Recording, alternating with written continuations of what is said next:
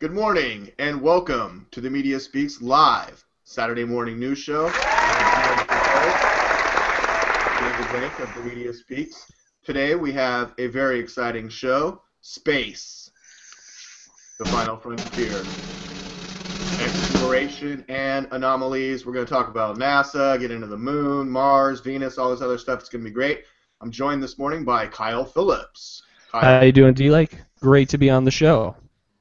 Excellent. We're also joined by Sam Ibitaganji. Sam with the great in the van passing time, Samuel. Greetings, unsettled souls. Welcome to the Saturday edition. And D-Like, tell everybody why usually I'm news from the science front, but today I'm going to be like news from the science back. News from the science side. Side, yes. We have someone even greater schooled in it, my friends.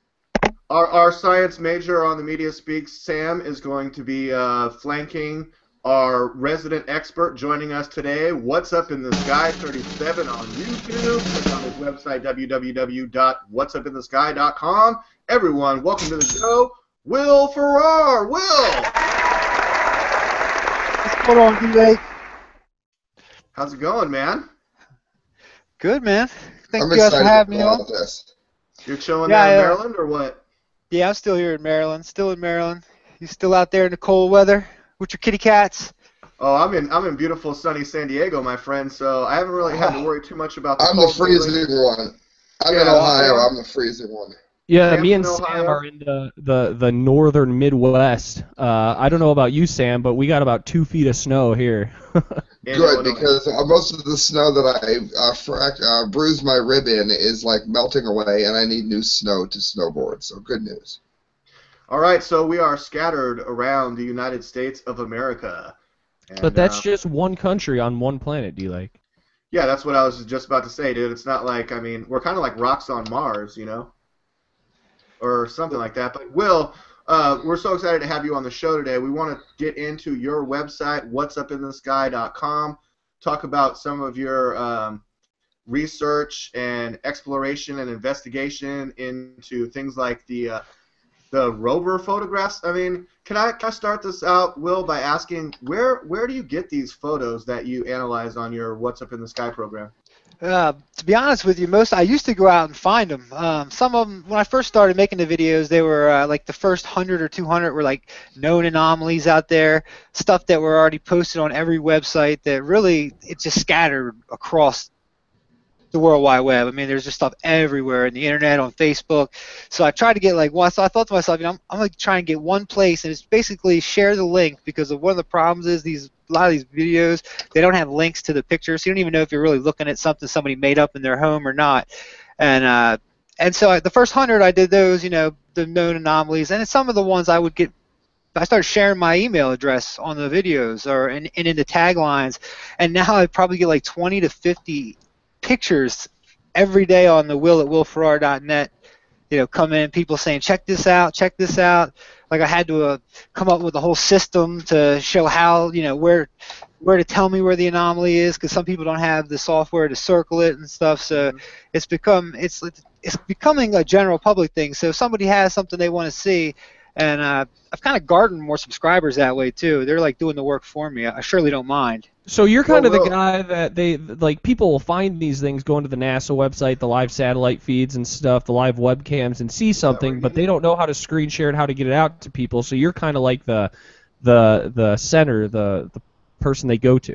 Yeah, one of the guys out there. There's a bunch of us doing it. Like I said, before I started getting into this, it was more like the scary music in the background and like a picture of a rock coming up really quick on you, and like stuff like that. But I just started talking on it, man. Some of my videos go 30 minutes long. I honestly don't see how people can sit and watch them. I am still utterly amazed that people can sit and watch those videos. I mean, it's just me babbling about some picture for 10 to 15 minutes, but people seem to eat it up. I mean, they can't get enough of it. For our listeners, we were talking off air. You could tell you're on to something, because I like the coffin find, but you said that's the small peas in the bottom of the big soup. What are some of the more interesting stories that you're saying that you should have that they should have get latched onto. In other words, the coffin is not even remotely the main item on your site, is it? Well, sure, Yeah. but can I also just add to that? What Sam's referring to is Yes. you actually broke big into a wider media and the mainstream media actually. I mean, featured on RT, the Times, different news media sources and outlets.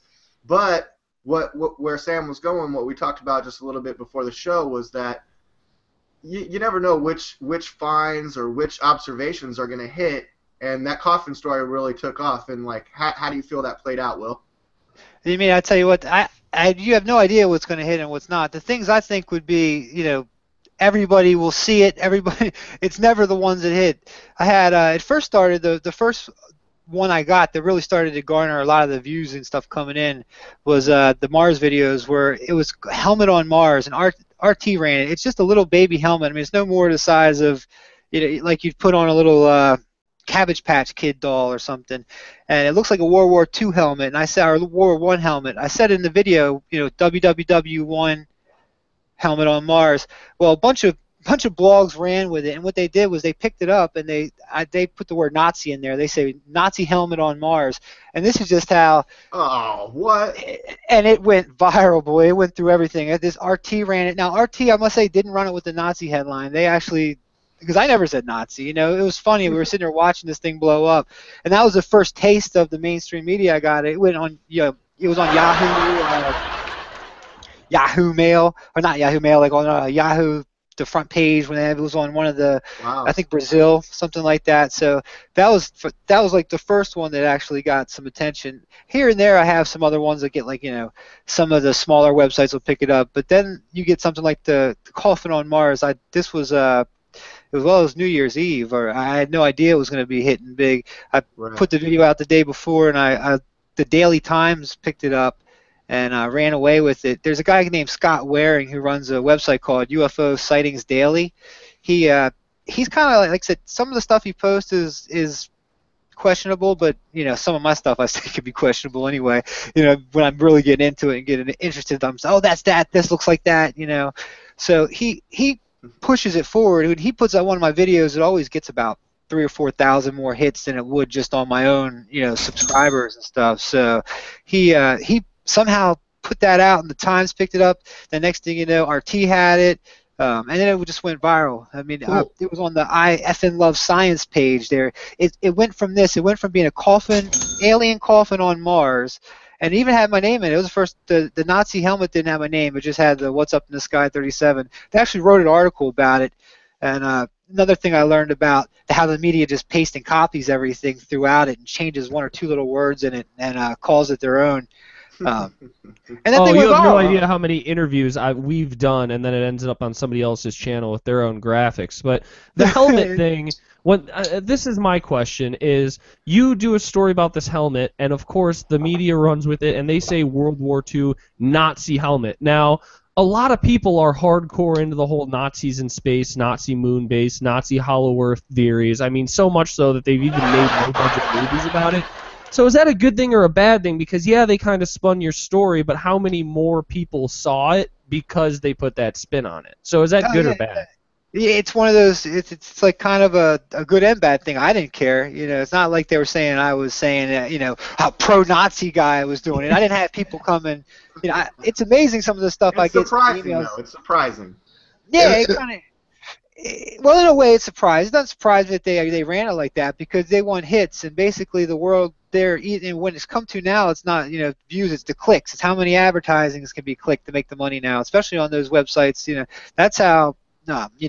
Even like MSNBC and these companies are learning. That's how they make their big money is through advertising on their websites. A lot of advertising comes through there. So if Nazi pulls them in, and you're right about that, there's not just space stuff, but there's a whole bunch of people interested in World War II. But the fact that they did that and ran it, it was the Brazilian channels that started it out too, because they were Yahoo Brazil that did it. I just pulled it up and looked at it and made sure. And it's interesting because it's rumored to be where Hitler went, but that's irrelevant. It's where a lot of living Nazis did go, was to Brazil and Argentina. So there is a lot of that still down there. By that I do not mean Nazis. I just mean knowledge of the culture. Whereas Americans, you say it's a Nazi helmet, they're too stupid to know it could be a motorcycle helmet. Everybody in this country is an idiot. But when you go to Brazil, they know about World War II. They know about history, and it was ingrained into them because someone had escaped there. That to them it would look more like it because they know a little more about what they're seeing. Yeah, there's an entire population of people in Argentina with blonde hair and blue eyes just because of that. Like, well, let me ask you this: like on your channel and stuff, and you have over 500 videos, you just have 1 million people watching all your videos in total, and just like, I don't know, what was it, 9 million or something? Yeah, it's just if you hit about, I think it says it on there. Yeah, all right, Good let's see some of your stats. But what I was going to ask Will is, like you said, the coffin, and then the helmet that got turned into a Nazi helmet. You're saying, okay, it's kind of the thing that's surprising is how many hits those particular videos garnered. What would you consider? Over 6 million views. What would you consider to be one of the videos of yours or one of your observations or anomalies that you think more people should be checking out? Well, there was one, but the one that there's a couple really that I said that curiosity when it got there. The whole mission was to find water, find the ancient water. Was this a lake? Find out to test the water. Because they scooped it up. Well, they got there and they scooped up this sample. It was from the driest part of the bed too, where they took it up, and it came out. It had 2% water in it, and the media flipped. 2% water on Mars. You could have that's so much water. Well, as the rover's driving by, go ahead and type up on there. What's up in the sky at 37? Search my channel for water on Mars. These things were driving by, leaking water coming from the mountainside, from the rocks, coming up either from a spring or coming from dew. It was amazing, these pictures. Let me see if I have not seen that one. I have. I saw the. It looked like I know it's not a donut, but for reference, the jelly donut. Remember that the Mars rover passed this rock that wasn't there, and then suddenly it was. Yeah, it just showed up there. There were a million stories about that. People speculating that it might be some sort of mushroom, that it might be like a fungus. Yes. Now, the water is even more interesting. I hadn't heard about this, so I'm hyped. I have an order, by the way, of things I want to ask you about. We'll get to it next. And the water stuff, like I said, you can see it dripping. Hopefully you can pull it up and just, if you look at the thumbnail of it, you can see it on there. It's pretty, I said, it's obvious. And if I saw it and I got 300 emails about it in 2 days, somebody down there at NASA or JPL saw it, and it was at the point where they could have turned the rover around and went and sampled that. Wouldn't you want to sample, even if it's not water, let's just say it was just a liquid, and yes. I really wish I could show you guys it on the screen. D-Lake's on it. Go for it, D-Lake. I'm getting into the video right now. I just wanted to point out at the beginning That's of a your different video. one. Hold on. That's another one. Go hit back one. I've got so many more. But hold on, Will. Your tagline, I see what I see, you see what you see. Open your mind. I mean, that's pretty powerful to me. I like the way that you state that. Hey, that's really caught on with people because, I keep changing my mind with this stuff. I got to keep my mind open when it comes to these things, and I'm like this with anything with life. Keep going down a little bit. These are just the. But NASA lies about water, amount of water on Mars. Which one should I click into? Keep on going down a tad. Right there, running water. If you can see it, it's coming right out of the side. You can see it dripping down there in the thumbnail. Go ahead and hit mute, because anytime you talk, it'll take the screen share off of D-Lake. He's got it. D-Lake can control it. He can do it that way? Oh, okay, great. Let me mute that. Sam, I got it. Yeah, some of the fake sand videos look like running sand. Like, does the sand, aren't there winds on the surface of Mars? Yeah, there are winds. There's the whole weather pattern up there. Most people I've been led to believe by movies, growing up. Whoa. Oh, that's what you're talking about in this video? Yeah, you see that? Does that look like liquid? Now, if the whole mission was to go get water or go to see how much water is there and look for ancient water, and wouldn't you stop to take a look at that and at least sample that area? It could be any type of liquid. That could be something that could be some new substance that we don't even know that could power, who knows? There's obviously nothing casting that as a shadow. You can see the other shadows darker. Will, this is the stuff you want to get into. That looks like running water to me! Yeah, the whole it's coming, and that's where you would see it. Yes.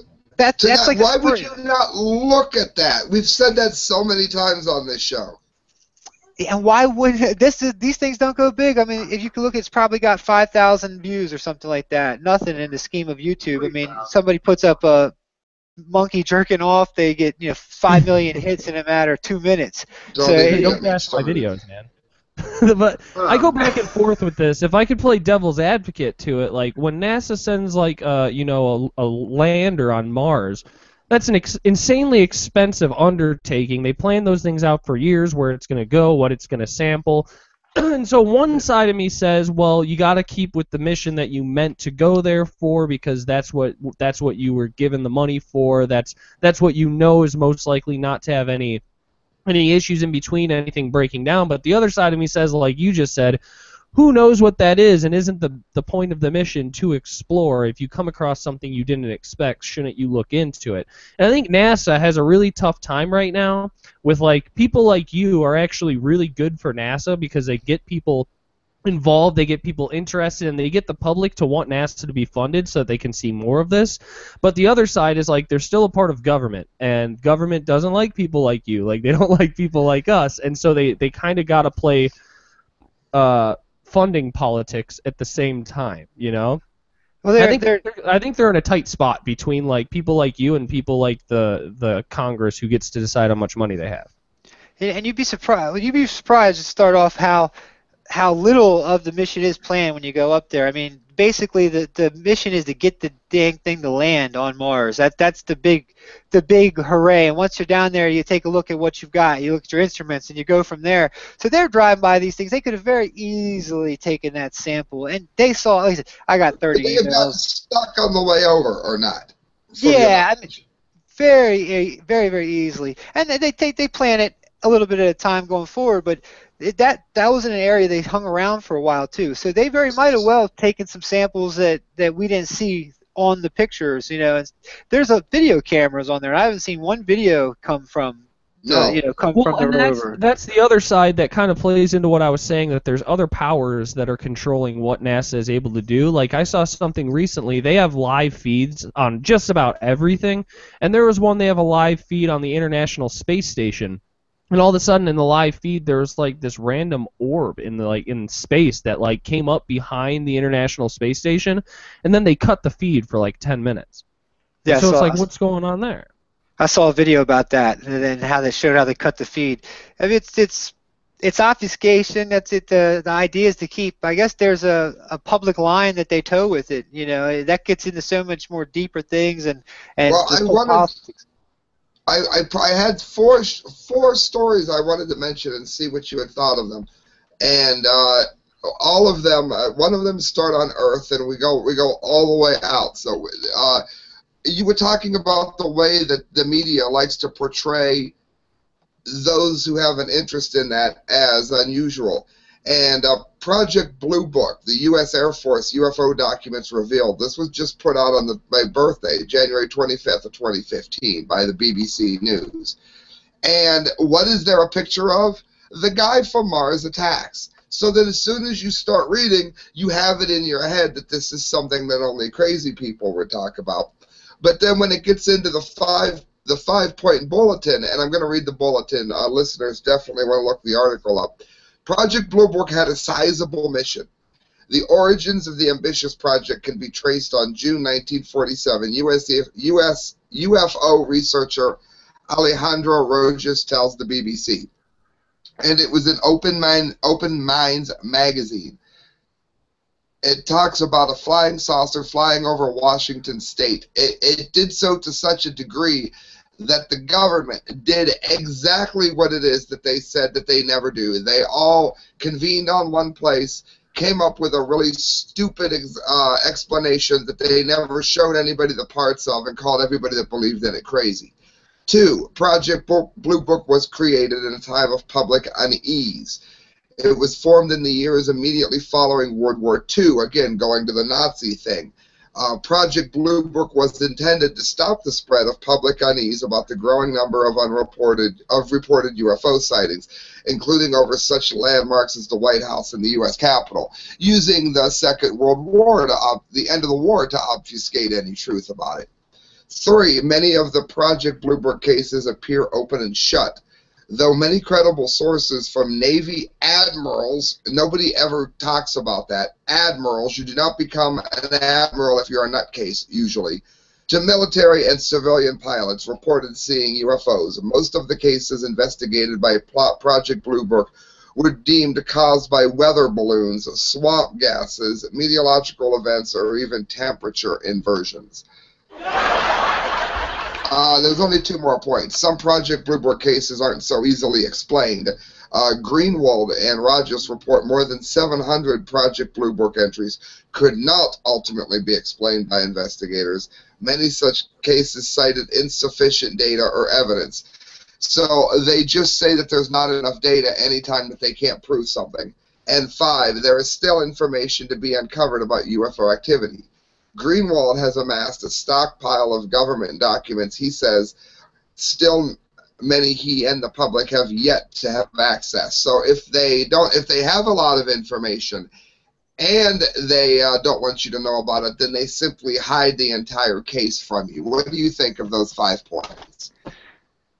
Well, that whole program was designed, I guess, to pretty much mop up and ease the public's concern.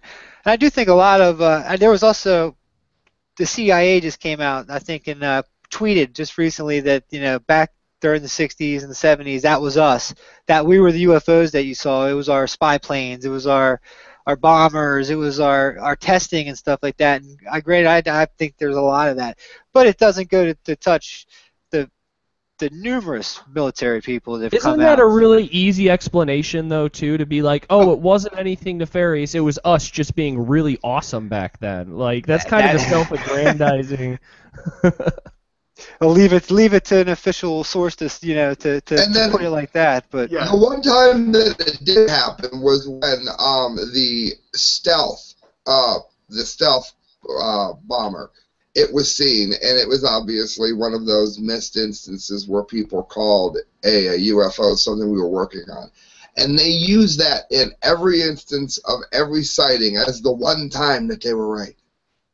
And then to get back to the point about the the ridicule and stuff that comes along with it, that's a lot of what that did. They dismissed it, and then anybody else who thought about it, they were just crazy farmers out in the fields having a little bit too much moonshine. They seeing stuff. When they said when you were talking about the military people, they had a disclosure. It was a meeting that they pulled together. It was like a mock house type setting with the Congress where there's testified. I think it was like 10 or 20 military people, people who worked in various branches, all testified that not only were there, there were things in our airspace, that they were also shutting down nuclear plants and nuclear missiles. They were playing around, tinkering with some of our stuff. And these are people that are putting, most of them towards the end of their life.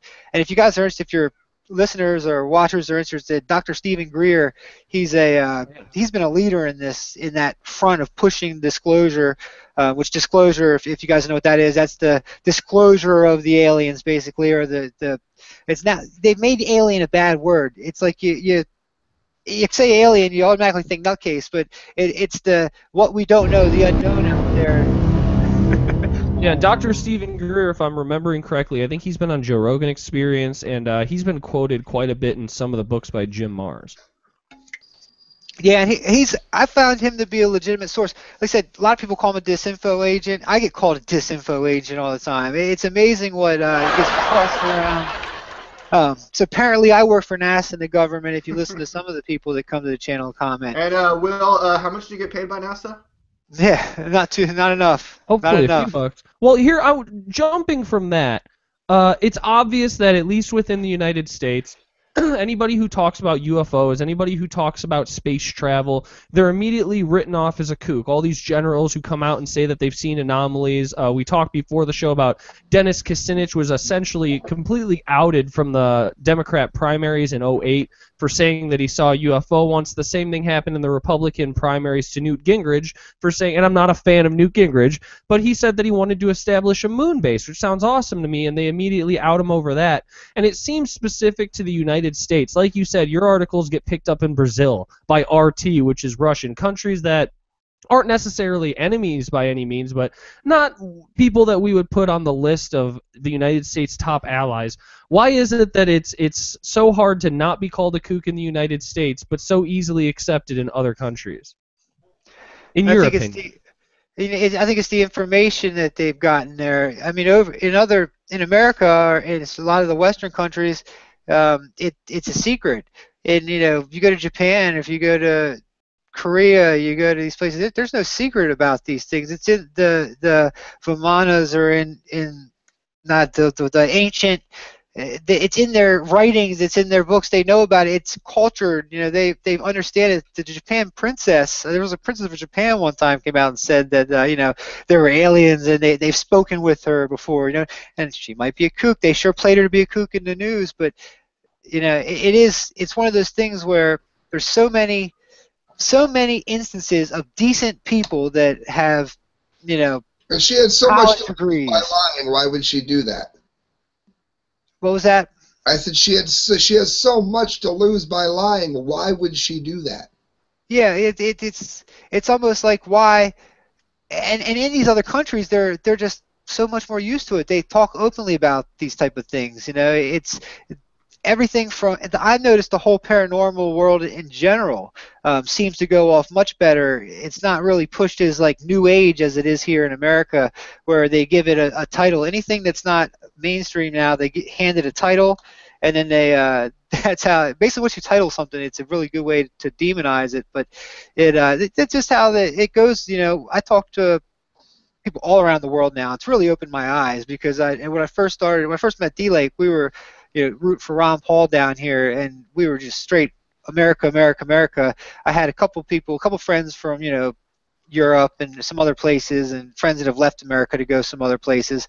And now with this channel, I mean, if you looked at my statistics for the website or from here, it's countries I didn't even know existed, hundreds. I didn't realize there's hundreds and hundreds and hundreds of countries that I had no idea existed.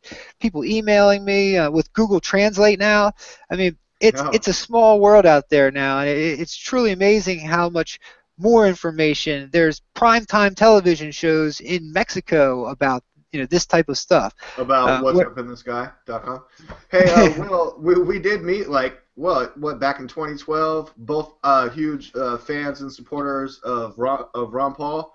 Kyle brought up Newt Gingrich back in the 2012 election, wanting to establish maybe some kind of moon bases, moon mining. He wanted to mine it. Yeah, I remember that. It's coming out. It just came out this past week. I was hearing that people and corporations are buying up real estate on the moon and saying, like, this is my space on the moon. How do you feel about that? How do you feel about moon colonization? And if you can't put up a flag, it ain't yours. I'm throwing that in. What's your opinion, Kyle? And then let's hear what Will's opinion of moon real estate is. I think it's a great idea if you can get there and claim it. You can't claim shit you can't put a flag in. Like, that was the old way of Western colonization. The Manifest Destiny was, if you wanted to go out west in this country and claim land, it was given to you free by the government, but you at least had to be able to stake that land. If you can't stake the land on the moon yourself, it ain't yours. The first person to get there gets it. Yeah, I totally agree. I totally agree with that. China, or was it Japan? One of those Asian countries, China and Japan, they want to have the first soda commercial filmed on the moon. They're trying to do that before 2016, 2017. I mean, but yeah, what are your thoughts about claiming real estate on the moon this year? I think Kyle's right there. It's going to be first come, first serve, and that's just how it works. It should be done in a. This is one where I say it should be done in a way where everybody can benefit from it. There's a lot of resources on the moon just sitting there to be taken. Whether it's economical to get there, that's the question. Who's going to do it? Is it going to be a government that does it? It's going to be private industry. Greece will never get there then.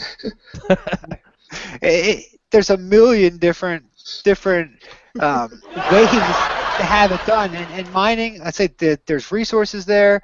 Looks like there's mining operations going on there already from the past. They looked abandoned to me. They look like some of the moon videos I have, but I think we've probably maybe even one time in our human history we've had moon bases before. It's not a undoable thing. I mean, look what they accomplished. If you believe we went to the moon, look what they accomplished in such a little bit of time. And back then it was more DoD military. It was what it was.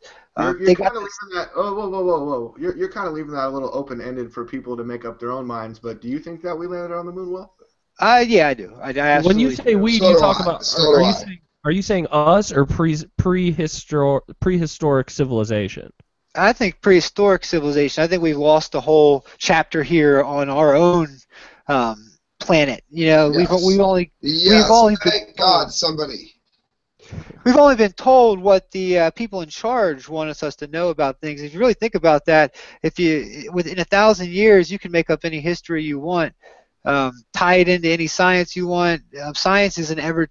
It's so ironclad now. People say, "Well, you're against science. You're against this." No, science is always changing. It's the whole being of it. You know, as we evolve, as we move forward, we learn more, and our old ways look stupid, you know, to us. So I don't even think with that it's necessarily like a cover up or them trying to rewrite history. I think it's as simple as like if an asteroid hit the Earth today, wiped out 99% of the population, in another 30,000 years we got back to the same point. We're digging up our old ruins and we found an old book about, I don't know, about us dropping bombs on Hiroshima and Nagasaki. They'd be like, wow, that was a crazy religion these people adhered to, you know? That's exactly how it's looked at now. When we look at these old texts of the Vimanas, and there's certain places here just on Earth that are amazing that they're pulling out. Some in Turkey, places where, you know, Mexico, all over the world, there's these old ancient, huge megalithic structures that they just don't seem to be explained very well. You know, even I think that a lot of stuff here, you can't carbon date stone, right? So you can carbon date everything around it. You can kind of carbon date layers of sediment, but even that's not really. Like, you can carbon date, like, all right, there's this layer, then this layer, then this layer, so we can gauge it's about this old, but even that's not as good as carbon dating. Yeah, and you're right. I don't even know if it would be a conspiracy not to let us know about our past, but I do believe there are people in the know that understand, you know, the true history of Earth probably, and what exactly had happened, the technologies that we had lost. It's probably a very select few that have gone past that. I wanted to ask you, what about, and I don't want to hold you down to like a yes or a no, I believe or disbelieve, but where do you fall on things like the Book of Enki and the stories of the Anunnaki? Yeah, Anunnaki and stuff, yeah. To be honest, I get this question a lot from my subscribers, and I tell them, do the research yourself and let me know. I see what I see, you see what you see. In this instance, I don't own a telescope. I can't go out and see Planet X or see. I'm not a doom and gloom guy. I'm a happy person. I'm not like they come. Like, well, here's a good example of it. Comet Ison was going to wipe out the Earth if you listen to about 4 or 5 really well-respected people that do these type of videos or put out the second, kind of like you guys do, the off mainstream news. And when it was coming around, I would go to I would make these videos about ISON, and you could look up on them, and I'd tell these guys, if you really believe that our electricity is going to go out, there's the comet ISON is going to come and wipe, its tail is going to wipe out, you know, life here on Earth or something, why don't you demonetize your account and yeah. Why are you digging a hole in your backyard right now and building a bunker with every last dime, taking out 5 mortgages on your house because it's not going to matter in a week? Like, that's the thing is, anytime somebody says the end of the world is happening, I have the same exact response. I'm so glad you said that. It's like, all right, demonetize yourself then. Yeah, demonetize your account. Stop taking the money. Who's going to cast a check if there's no electricity? It's direct deposit. You know, Google pays direct deposit, so it's one of those things where put your money where your mouth is. Nobody would, of course, and it goes by, nothing happens, and people seem to forget that stuff. So I try and keep my channel where, like I said, I always have that tag. It goes back to I see what I see, you see what you see, and it seems to work good for people because I don't make my mind up. You know, I'm one of those people who want to keep. I want to keep my mind open. You know, it's got in order to even look at these pictures, I think you have to have your mind open. When people come with a closed mind, and you know, and they probably get 2 minutes into a video and they're like, "This is just junk. All I see are rocks here." They don't even really have a chance to see it. You know, and that's why I give the video. Go ahead. What was it that RT was? What's that term again that they were saying? The pariasis, or when if you stare at the clouds long enough, you'll see a dog or something. I think this is how you say it. Pareidolia, something like that. Yeah, Pareidolia, something like that's how you say it. I'm not sure how to say it, but basically it's in our. They say through evolution, as basically people that were being hunted by everything and anything, we tend to see faces and we see movement in normal things, which I believe is true. We tend to put face, like if we see a picture of something that looks like a face, we see a face, but they use that word for everything. Light and shadows. That's basically what it is. Always use the same. It's like using one science fact to blanket dispel every other science. To translate that into our world of politics and stuff a little bit, it's the Alex Jones effect. Like, the criticism that Alex Jones gets a lot is Alex Jones is incapable of not seeing a conspiracy. Yeah, exactly. Yeah. So Will, I mean, have you just fixed your mind to make every rock look like a face in a coffin or whatever? Yeah, basically what I do is when I look at a picture or somebody sends me something, I look at the main anomalies and see, all right, well, what is it? What does it look like here on Earth? That's the only thing I can equate it to is what I've. And this is one thing where everybody has they've lived a different life than me. They've seen different things than me. They've experienced. They've learned different things. So I can only see what I see. And when I'm looking at these pictures, I do it with an open mind that that there most likely was a civilization there, and I do put this in my head just to be able to see it, that there was most likely a civilization on Mars. That was wiped out at some point, and it was technological enough to make megalithic structures like we have here on Earth.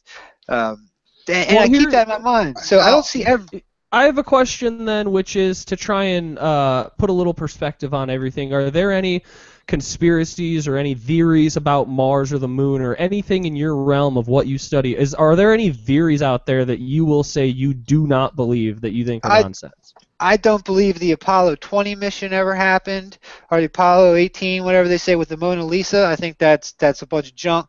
I actually have debunking videos. It's sad because people have started seeing how many hits you can get. There's a couple channels out there who've come along and they'll put up anything that's blatantly not true. Stuff that could take 1 or 2 minutes of research to find out that it's not. Yeah, this is true. an anomaly. There's entire websites dedicated to just printing up bullshit articles, and I see them on Facebook all the time, and it's like, it's hard to tell somebody that you're like good friends with on Facebook, like, hey, you should have done your fucking research. This isn't even a real website.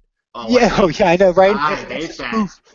Like they upload something like a spoof website, and it's like they're passionate behind it. It's just that everything looks that good on the internet. Anybody can make a website. Look at that. I made that website. Took me a week to do. Which is good and bad. Let me just read. If everyone please visit whatsupinthesky.com. Will Ferrara. This is your website, I believe. Yes, sir. Now what I've done is I've made it a place where people can. There's like 20 or 30 other guys that do this, and I've given them. They've all got logins, and they can upload their videos as well. So there's a whole bunch of people putting on there. It's nice. I go to my website now to check out the new things and get into forums. I've kind of made it a little bit of a hub for some of us who are, and especially people who are off Facebook, because a lot of stuff happens on Facebook now, and there's a whole world outside of Facebook that's not being used. So that's one of the main reasons why I wanted to dump everything at one site. And people seem to want to put their videos up there. They get extra hits. It helps the website. And I leave it up to them. Look, if they want to believe what they believe, I let them post whatever they want. So I'm not one to tell them no. Even though I do those debunking videos, I've had to do them because there's people out there that are getting millions of hits that are lying, and I don't want one of my subscribers thinking that something's true when I know it's not, and I know they got duped by it because everybody else just saw it too. Have you ever dealt with somebody who, like, you start off on a really good path, you give them a login or whatever, let them start posting to the website, and like there's some people who I don't know if they're clever or insanely dumb, but they'll lead you down a rabbit hole. Like the example I would give of like a hypothetical for your website, somebody comes on and they start talking about theories of Nazis going to the moon after World War II, and that they actually had better technologies, and that UFOs are all Nazis, and before you know it, the Holocaust didn't happen. Like, do you ever have issues like that? Not yet. It's a very select few people I let do it. The people that have access to my site have access to the full thing. They could take it. They could just delete everything if they wanted to. It's backed up, but it's backed up daily. I'll put it right back up. But so it's one of those things where if I've given them access, I trust them. So it hasn't happened yet. Now, I put my trust in a lot of people. I don't really know. So one day it could happen, but I'll be looking out for those. Well, Yeah, moving on. Give me the password and grant me access. Will, allow me to read this for you from your website, whatsupinthesky.com. Thank you for visiting our growing community of researchers, authors, and individuals, and people like D-Lake who get the password and try to delete the whole site, who are interested in the mysterious and unknown aspects of our amazing universe. Well, that's me. WUITS, or What's Up in the Sky, offers a place for researchers to post their work somewhere that like-minded people can offer ideas and critiques without the ridicule and trolling that comes with Facebook and other mainstream websites. We do not censor our authors, nor do we endorse any certain views or comments posted on our site. Enjoy the articles, images, and forums. Wow! Be sure to register for the site in order to post in the forums and access more links and information. Thank you, Will Farrar. I'm about to come to get you to do some drops for me, man. So you could. Yeah, sure. You need some audio drops. Me and Kyle. Yeah, Kyle, man. We'll help you out, and Sam. Yeah, for sure. But that's it. That sums it up. .com. So who are some of the featured narrator for today's episode? No, okay, Kyle. What'd you want to say, Kyle? Who are some of the other people out there? You mentioned Dr. Stephen Greer, who I'm a fan of. I like him a lot. Who are some of the other people that you might like or disagree with within the community? Like I'm talking like there's obviously we can't go this episode without mentioning the name David Icke. There's people like Jim Mars and there's Eric Van Doniken. Like, who are the people that you look up to and like, and people that you kind of would distance yourself from? Yeah, give some shout-outs, Will. It's hard. It's hard. The people that I see out on like the TV now that are booked on Coast to Coast AM all the time, if they've kind of got this little bubble of there's research like Stephen Greer. I definitely think he's a straight up guy. But a lot of these other guys, I mean, it's hard to tell whether they're in it just for the money or whether they're in it for something else. And there's not a lot of money there to be made anyway. Some people think that cause I just did it. I just say if they're in it for the money or not. But it's one of those things where some people are saying some crazy stuff and. I disagree. There's money out there because David Icke sold out Madison Square Garden. I mean, that's what I was just about to talk about. I was like, David Icke. There's guys like that whose story changes as they go. If you do some 10 minutes of real research on the guy, you'd want to distance yourself from him. There's pioneers that you go back here. J.P. Skipper, he's one of the guys that I first started looking at. He's not a really famous guy, but he did Mars research. He was one of the first websites I stumbled up on and have covered many of his finds and stuff like that. Now we've got everybody who posts on my website. These are the guys I really think are the cream of the crop. I could give you a list of names, but there's probably 20 of them, and to put you on the spot, nobody would know who they are unless I just tell you, go to my channel. If you go to whatsupinthesky.com, and if you click on channels, or there's a button there that says channels I support. Check those out. Sub to all those. If you come sub to me, sub to them.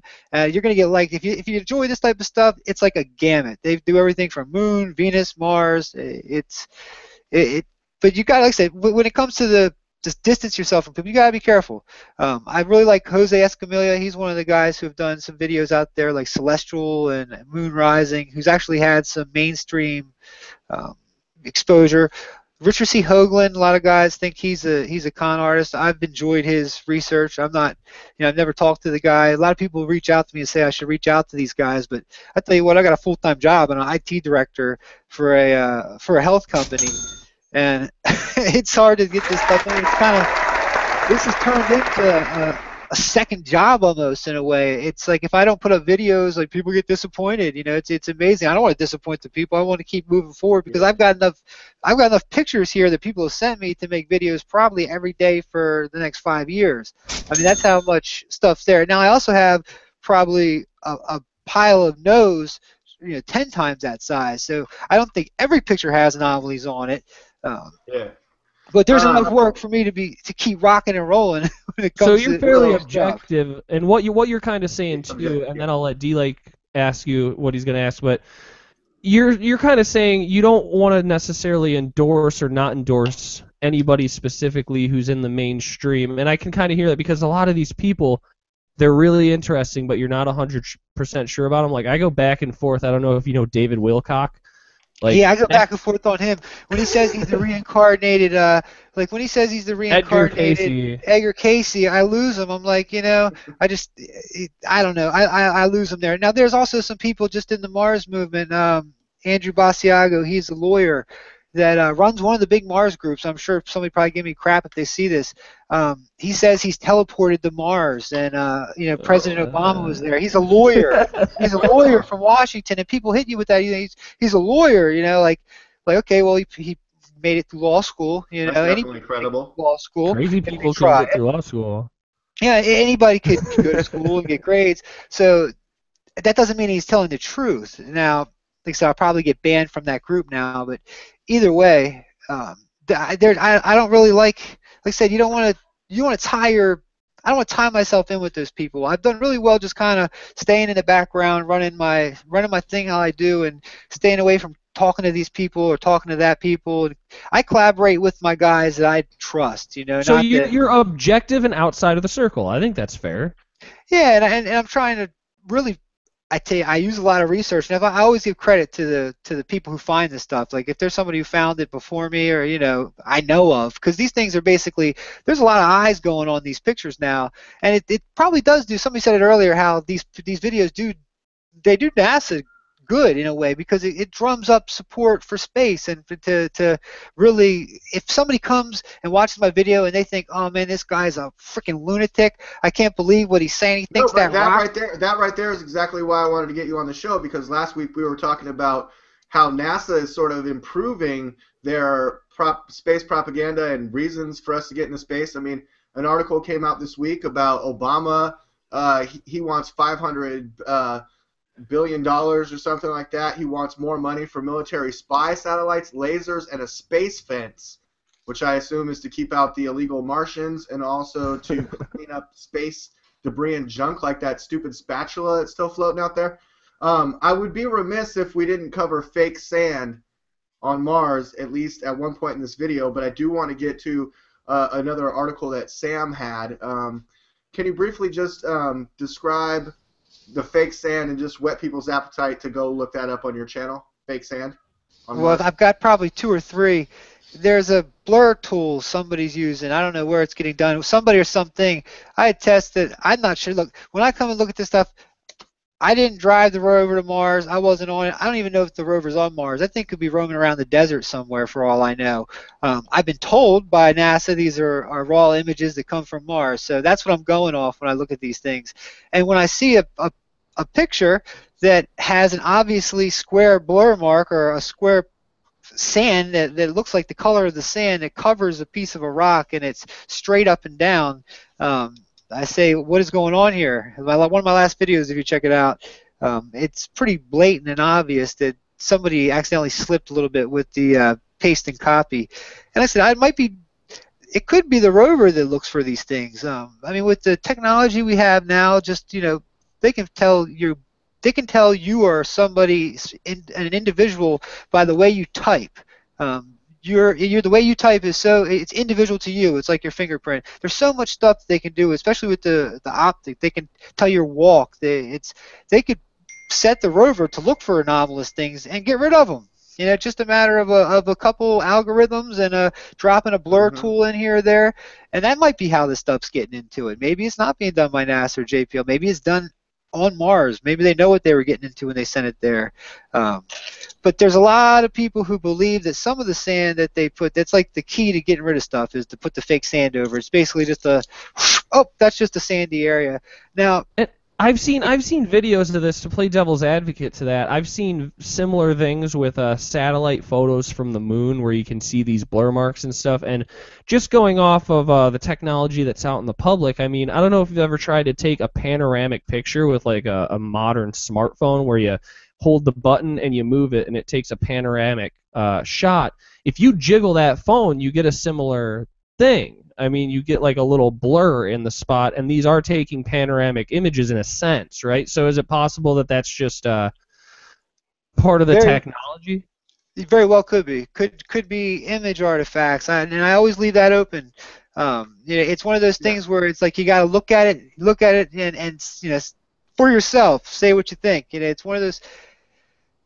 The transmissions, usually when something gets dropped in transmission, it'll be a black rectangle. It won't look like the sand. And usually when it's over something that looks interesting. It looks like something you would say, "Oh, that's kind of weird. I've never seen a rock shaped like that here." So it's one of those things where and I've only got 2 or 3 videos about it.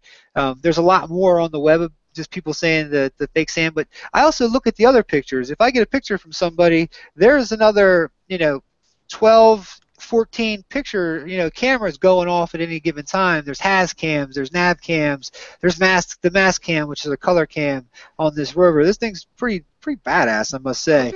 I wish it had more video versus just pictures, but they all can take video. Every single one of those are capable of taking video. It's sad we don't see it. We don't see any of it. Okay, well. Do you think these Adam and Eve people will have video? Go, Delay. Yes. Yeah, Adam and first of all, Will, do you find this female attractive? Yes, Maggie. Will am I about to find out she's a man? Will she be allowed to video? You're familiar with Maggie Lou, then.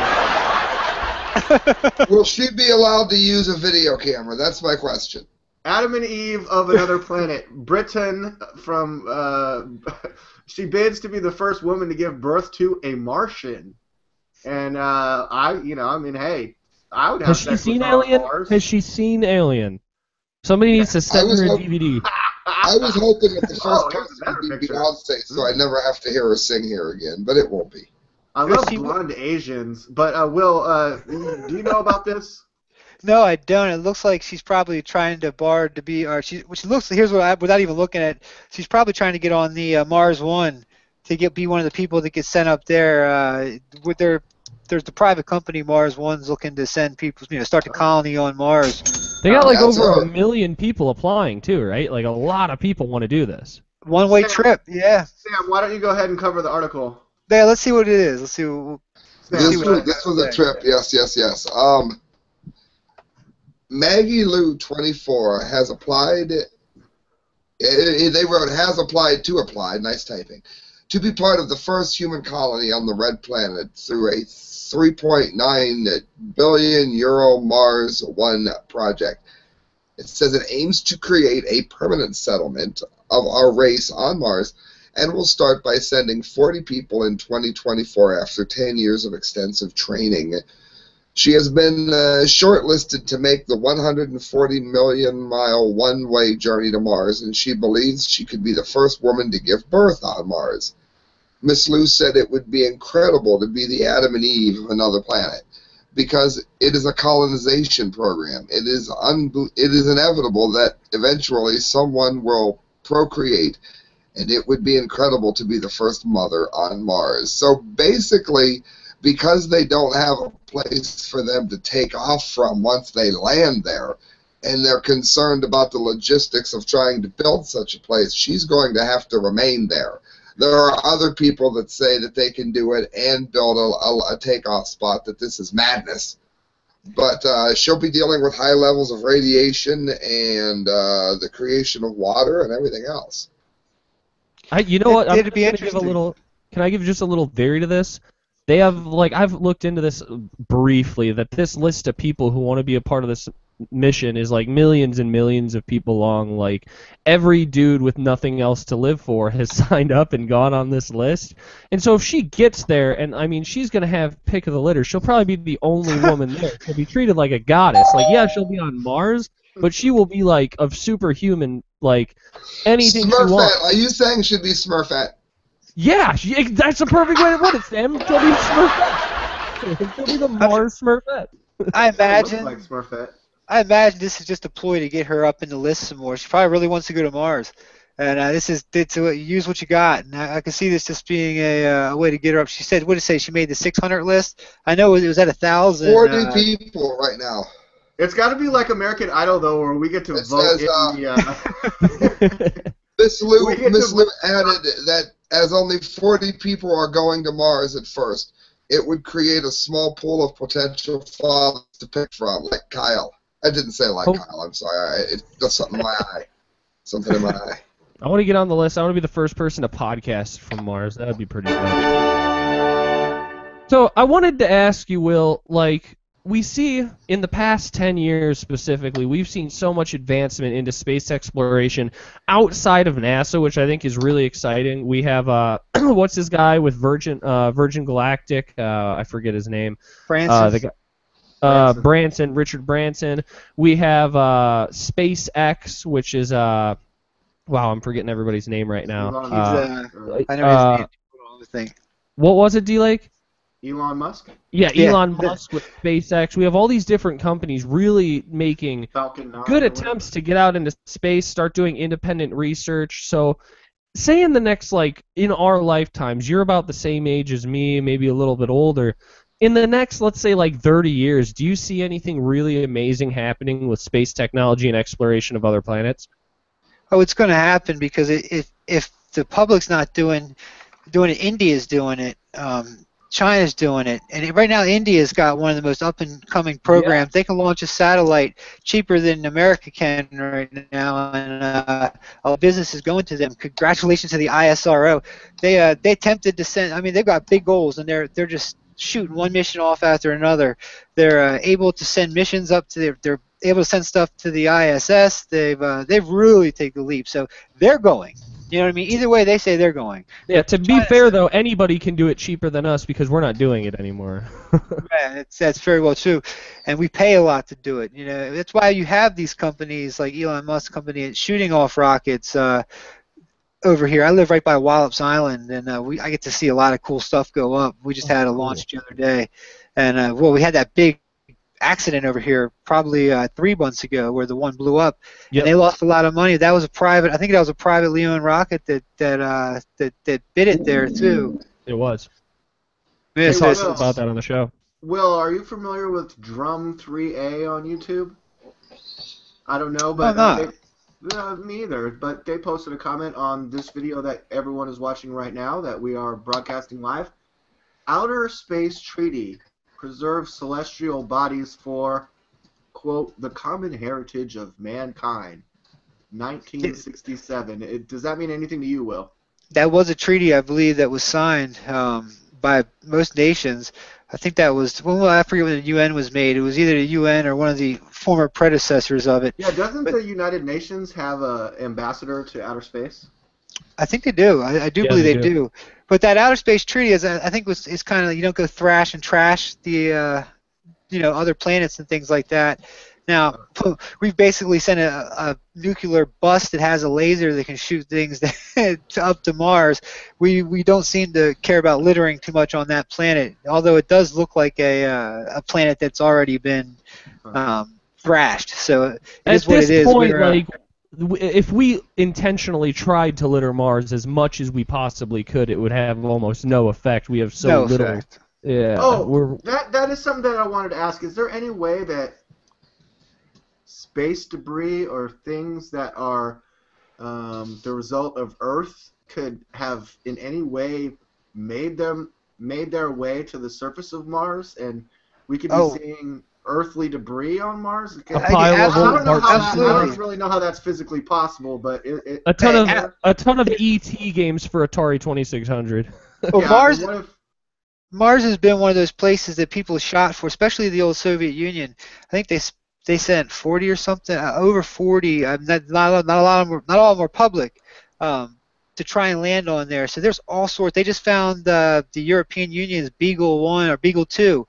They think they found that with the high-res camera on one of our satellites. So there's definitely human stuff up there. There's all these. It's hard to get something onto the planet. Spatula. I know that. What is the Beagle thing that you were talking about for our listeners? That Beagle 2, it was I think it was European Union shot it off, or actually it might have been Europe at the time that shot that thing off, and it got lost. It was lost somewhere. The telemetry wasn't right, and they lost it. They thought they didn't know if it landed on the surface or if it went past it. Well, the rover, one of our high-rise camera comes over this area and it found it. I mean, it's amazing. We've got some amazing technology to see the ground. I wonder if the scientists were like, "See, we did make it." Yeah, it's there. It's there. It did get there. If I'm remembering history correctly, there should be a lot of Russian stuff there because, and tell me if I'm wrong on this, but if I remember the official history, after the United States went to the moon and Russia pretty much realized that they couldn't replicate it, they said, all right, well, we'll try to go to Mars so that we can still do something before them. And so they shifted, once we did the Apollo missions, they shifted their energy towards sending anything to Mars, right? Yeah, they really did, and they sent all the Phobos Grunt.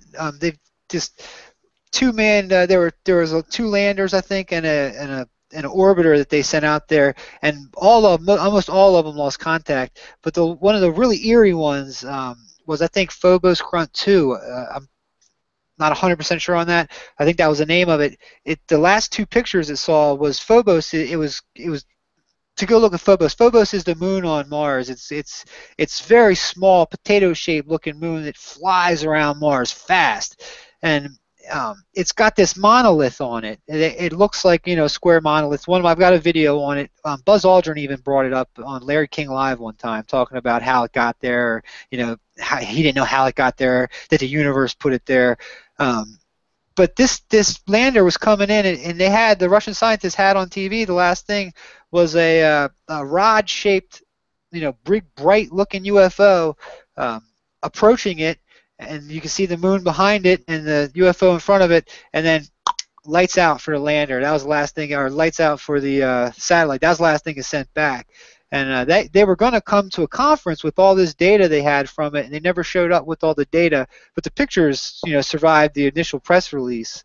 Now, how much of this stuff, that's came out, and there's I think it was on one of these shows. There's a couple good shows out there now on like History Channel, and some of these are starting to touch the base of these, like the moon anomalies and things like that. So they're starting to get mainstream. But even it's on becoming those a popular topic. Yeah, it really is, and it's interesting. Everybody wants to know what's out there. I mean, we were sitting here on this ball looking up for I didn't know about that Phobos. It shut down. I'm going to look at a documentary on that. That sounds amazing. I have a theory about that moon. If you could scroll up a little bit, D, what's it called? Earlier pictures. What was the Phobos Grunt? The craft called Grunt. Phobos Grunt. Yeah. Grunt. I have a theory that where that moon came from. D, if you scroll down to the second row of images. I have a theory that God didn't like olives in his martini.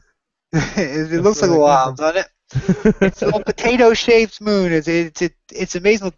They think it's hollowed out a little bit too. It's a very interesting thing. Look at the little bump on the back of it. Yeah. This obviously a tongue sticking out right here. He had some It looks like a baby in a racer. I mean, Lights and shadows. Yeah. It's a big. Oh, look at this! It's a big giant skull of something, or I don't know. It's a crystal skull. So, random question. Talking about exploration. Skull? The crystal skull. Talking about going into space and different things that we've attempted to do in the past. How do you feel about Voyager? I know that's been controversial for people invested and very interested in this kind of stuff. Do you think that Voyager, for those who don't know, golden record on a satellite sent into space by Carl Sagan and a group of scientists at NASA in the early 70s, and it pretty much tells them our DNA, what we look like, and our weaknesses, and do you think that's a good idea or a bad idea, or do you think it's just kind of non-effect? I think it's probably non-effect. Anything that I'm sure, I guess they'd have to open the window of the spacecraft and get it first. I know there's have our technology. It's amazing what in the past how we've looked for these things. But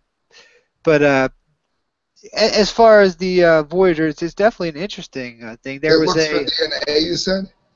Well, I know it has basically an outline of where we are in our solar system. Where our solar system is, how we are as humanoids. There's a good YouTube video about a crop circle that came back that. Right next to a space telescope. Yeah. That it was like a reply. Yeah. Type in Voyager crop circle, and it's literally the message, the binary message that we sent to them, but with aliens instead of human stuff. Yeah. It's amazing, and it looks. And then like the next couple days later, they had the face, the gray face we're used to, and it was like almost in 3D in this crop circle. It was just too.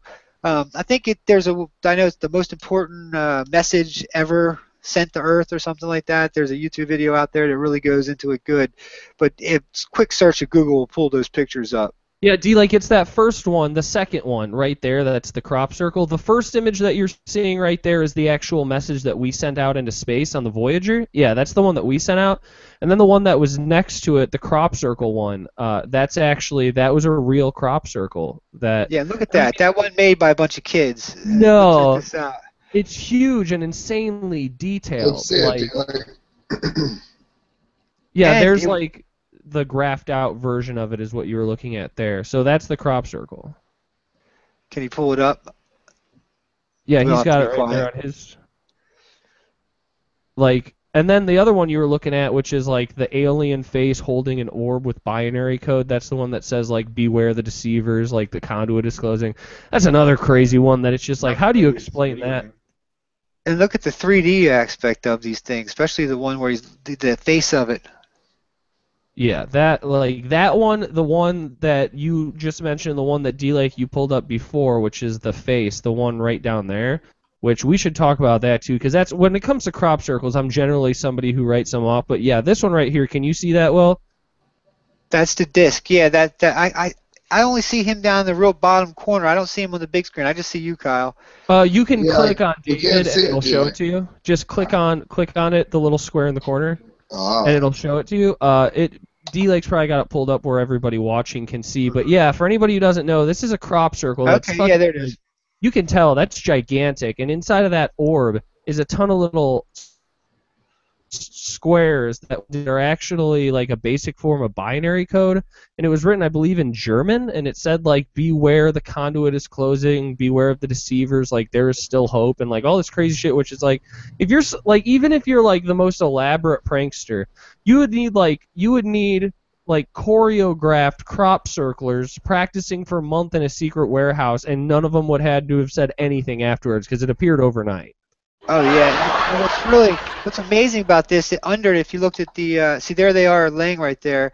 The one that's got the long rectangle that's the message back that shows us where they're from and what they have and all that stuff.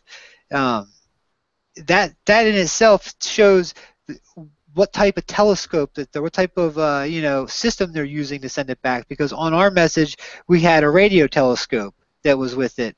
I think if you go down. Just scroll right there. I think that had the glyph and the composite. Go to the one that's graphed out where somebody did it on graph paper, because that one you can really see it clearly. Somebody like recreated it just like on a piece of graph paper so you can like see it really well. Yeah, that one. And what was crazy was this was done right next to the actual fields, next to the telescope place that actually sent these messages up. It's pretty interesting. The whole thing was, it's one of the crops. I'm with you on the crop circles. They're beautiful. Some of them are just way too. It's amazing what humans can make as art. Not to give people credit, but the one with the face, that's just too cool. The face and the disc, that one right there to the bottom right.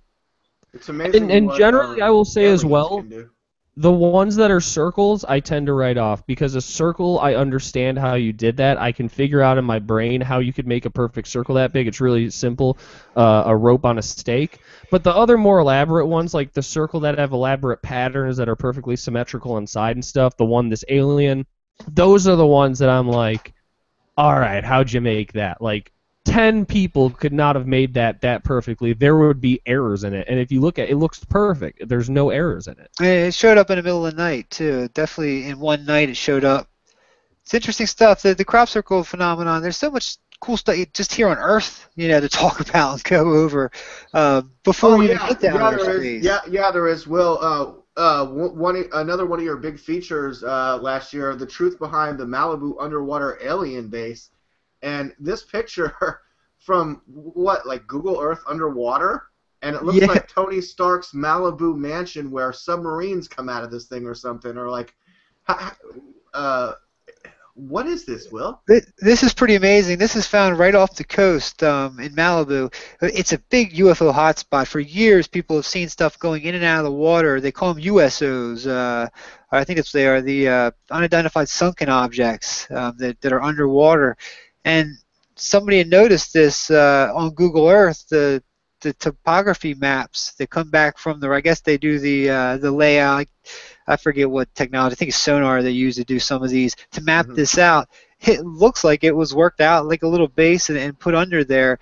And the theory is that this is where either A, we've got some of our technology that is more tech, like some of our subs there, or it's a base for extraterrestrials, or one of the.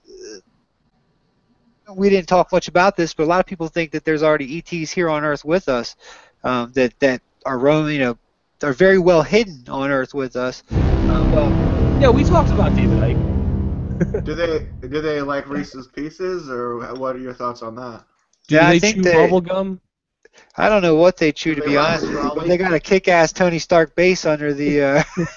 If they could construct that, yeah, I could construct that. I'd rather not be on their bad list and talk crap about their Reese's Pieces. I can tell you that much. Yeah. That does look pretty insane. Yeah, and that's supposedly the true features from there, and that's about right where Coast to Coast did a couple good shows on it where they had people calling in and talking about it. It's just fascinating, the whole area there, and then to go find that, for somebody to find that was just cool. I just covered that. I'd heard it, put it up there. What they get 28,000 hits. Oh yeah, for sure. People are interested in this stuff. What about Atlantis, the sunken city of Atlantis? In the David Wilcock territory. Yeah, that's how I started my channel off. Do you want to tread there? Yeah, because I remember when I first subscribed to your channel, there was a few Atlantis videos, and can you talk a little bit about that? This is funny how I actually made my channel. I was up one night looking through pictures of Antarctica. It just fascinates me down there, and a really high-resolution picture came in. It looked like it had pyramids on it, all sorts of statues and things like that. So I made a video, Civilization, and it's a horrible video. Half of the sound works. And for any video to go viral, it's the one down there. It's almost got 2 million.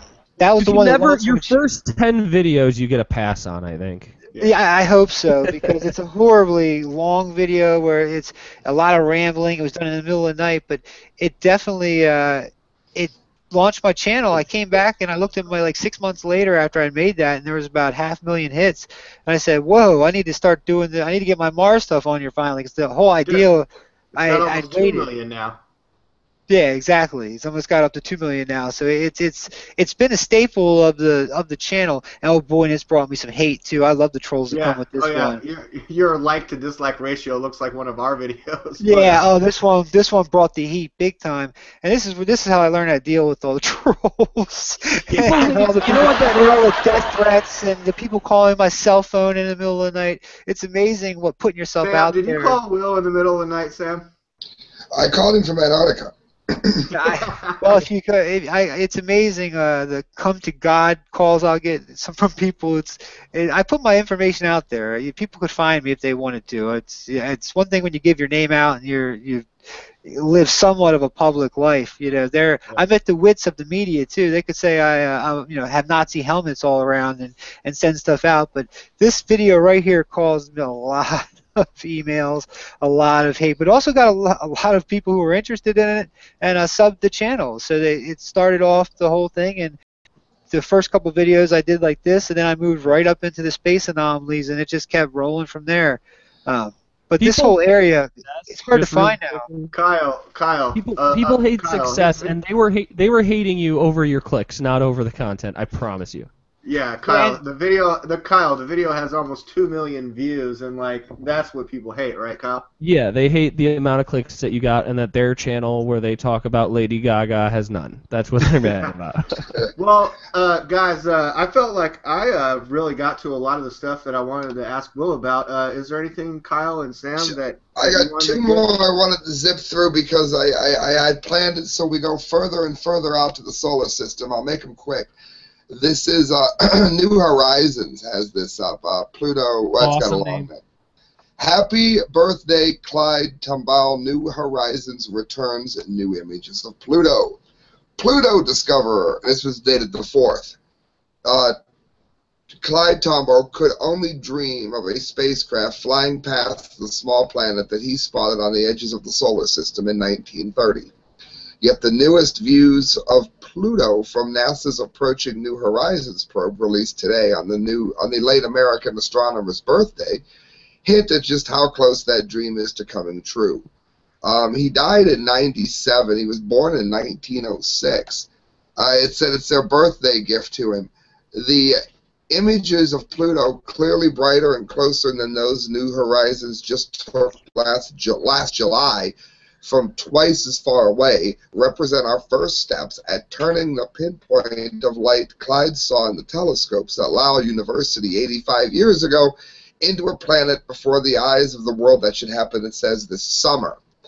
It goes on that the new images taken with New Horizons Telescope Long-Range Reconnaissance Imager on January 25th, my birthday, and 27th, were the first acquired during the spacecraft's 2015 approach to the Pluto system, which culminates with a close flyby of Pluto and its system of moons on July the 14th. So that's something to be looking forward here.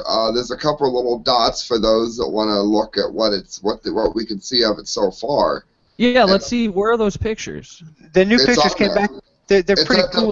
It's at the bottom of the article. If the D-Lake has it up, click back over. There's already controversy about those pictures. There's a big bright light up in the top left-hand corner of Pluto. It almost looks like it looks illuminated for something. We're not sure what it is. Nobody knows exactly what it is yet. But I just all I see is a picture of a moon on my screen. I don't know if you guys are looking at it. Motherfucker. Come on. D-Lake, you're slacking, buddy. Yeah, D-Lake. I'm not mad. I'm just disappointed. Guys, I was going to the bathroom real quick. What's going on? Well, Can you scroll down? Down. How dare you use the bathroom? He was stroking it. How dare I? All right, here, down. I think it was in here. And I don't know if they were in here or not. Either way, I think he's off of it now. He already clicked through. Okay. But yeah, it's going to be interesting. That spacecraft will be there here soon. It'll be there by, I think, summer, and it's going to give us some pretty close-up of Pluto. So it's going to be interesting. I don't think because Pluto is the one that's not a planet anymore. I'm pretty sure. No, yeah, it's Dwarf planet. What's up with that? And Will, how do you feel about these moons and other planets being called dwarfs? I mean, isn't that politically incorrect to call them dwarfs? Yeah, honestly, I don't really know how tall you are, Will, but I mean that seems a little insensitive to me. And Sam mentioned that Pluto might be offended that these other planets are dwarfs. I mean, type in actual pictures of Pluto. I gotta see these. I'm intrigued. There's a lot of probably a lot of fakes, Photoshop. Let's see what we got. This looks like Star Wars. You gotta type in New Horizon. Search for something that was New Horizon Pluto picture. February 4th. Yeah, any of those. I have to know. This is really interesting. Okay. Down. Is that it right there? That's part of its approach. Keep going down a little bit more. That one looks real. Fox News.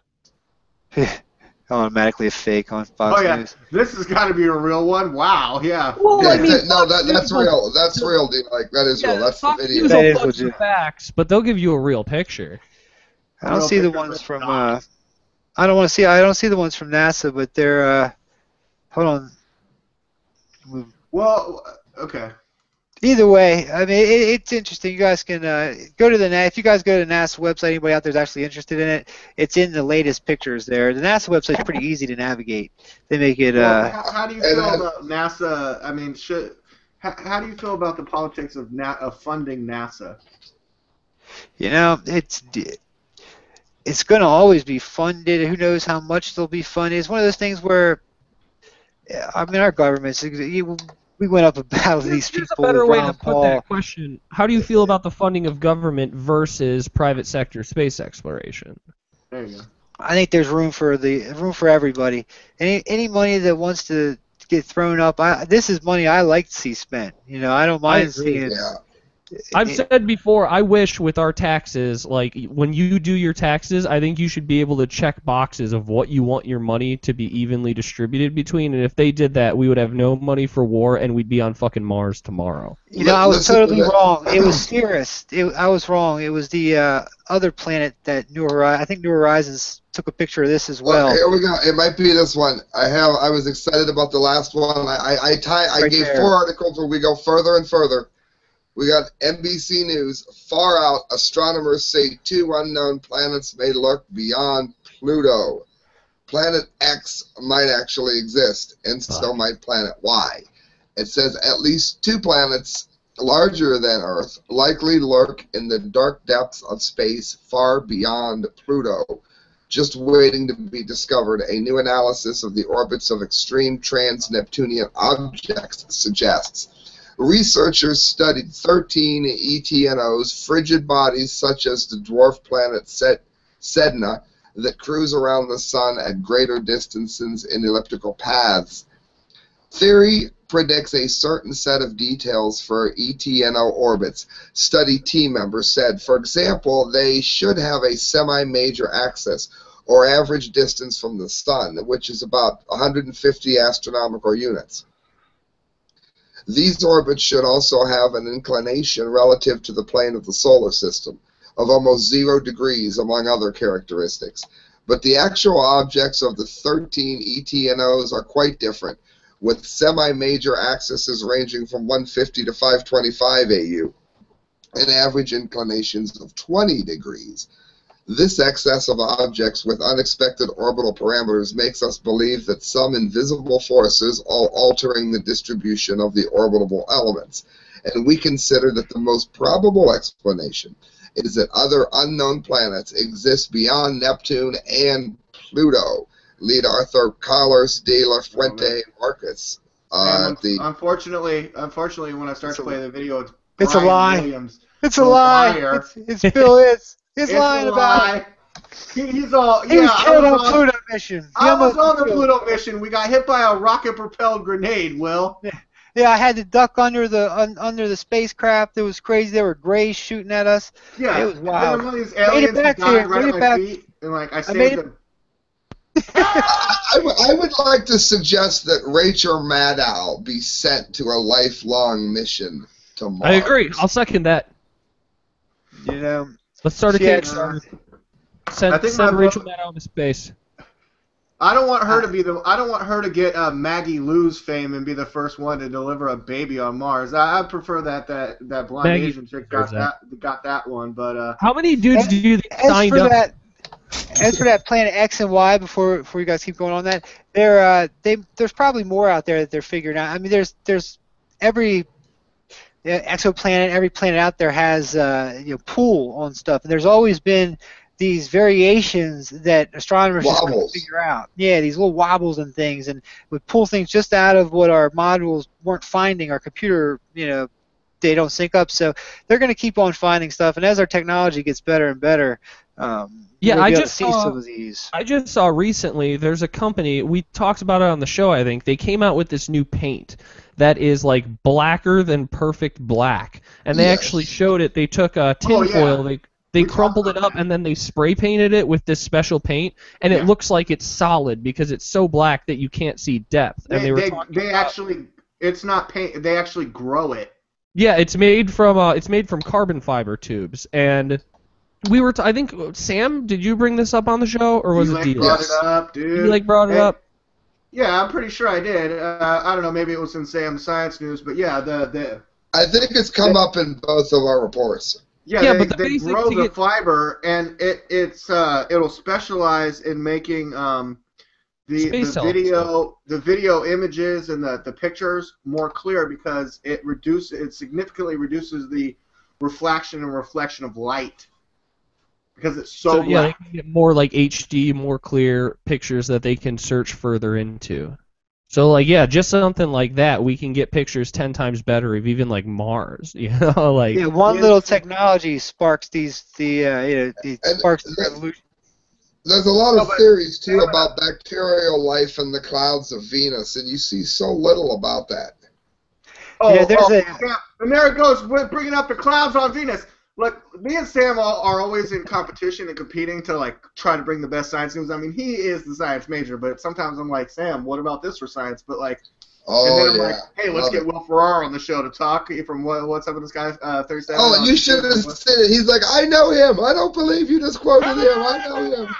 Yeah, Sam brought your coffin on Mars, what looks like a coffin, discovery onto the show, and I'm like, Will Ferraro, I fucking know that guy! I heard, I watched talking about bacteria on Venus. How about this one? A question for Will Ferraro. Have you heard the theory that we were actually, human life and life in general was seeded on the planet Earth by magic mushroom spores on an asteroid?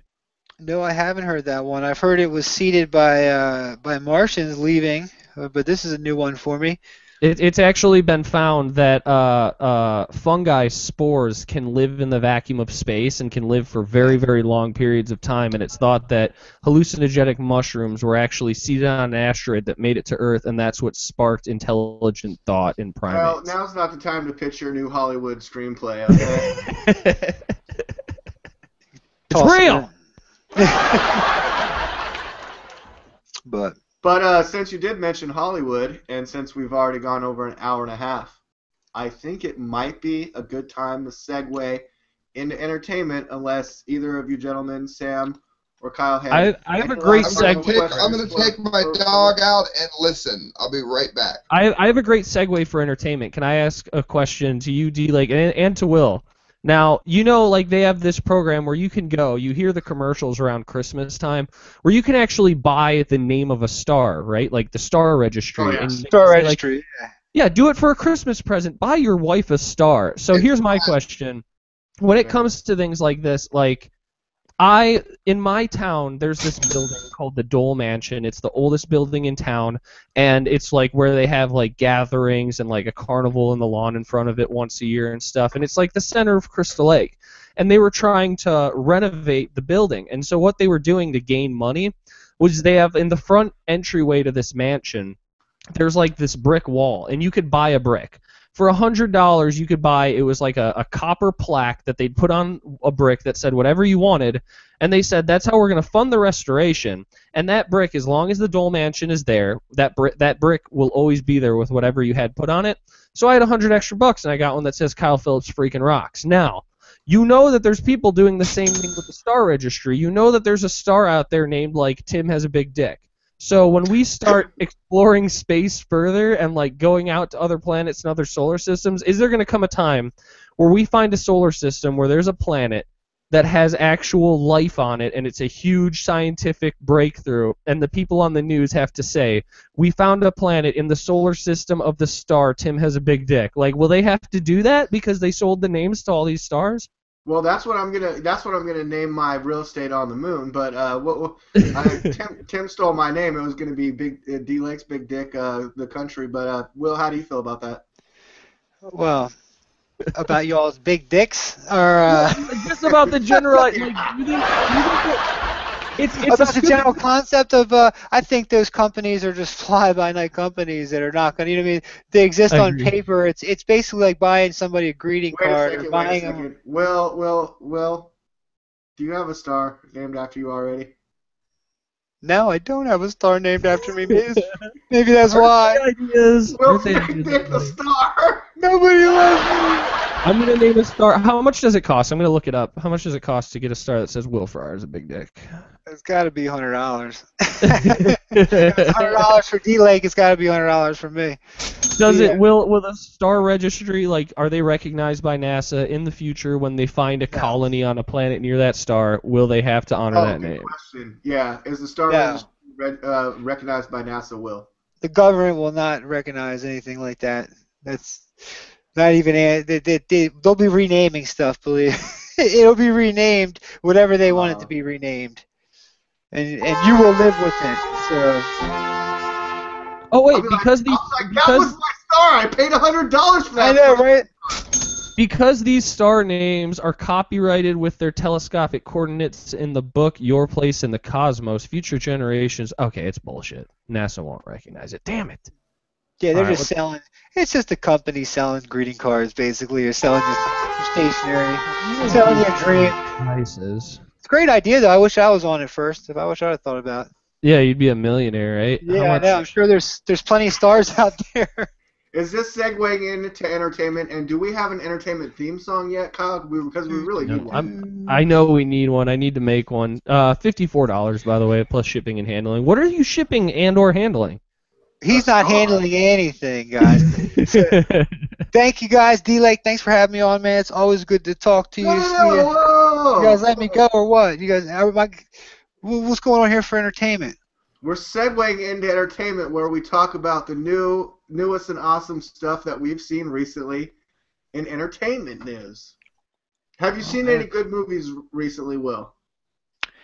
Did you see Interstellar? That seems like one that you would go see. Interstellar, I did not go see it. I don't go to the movies a lot.